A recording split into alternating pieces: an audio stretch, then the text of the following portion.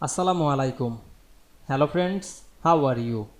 Welcome back to my another video. In this video, I am going to show you how to remove empty rows and columns in Excel at the bottom. Let's get started. At first, you have to open your Excel spreadsheet. We can see here many data, but some columns and rows are empty. Now we want to remove the columns and rows. At first, select your sheet, click and drag on your mouse, then press Ctrl G on your keyboard, then go to the special menu. We can see here many options. Now I am check mark on the blanks, then click OK. Now we can see automatic select the blank row and column. You want to delete the all blank row and column, click right button. You can cut this, otherwise you can delete this. Click right button and select delete, and you can delete the entire row. Click OK. We can see we delete the all blank entire row easily.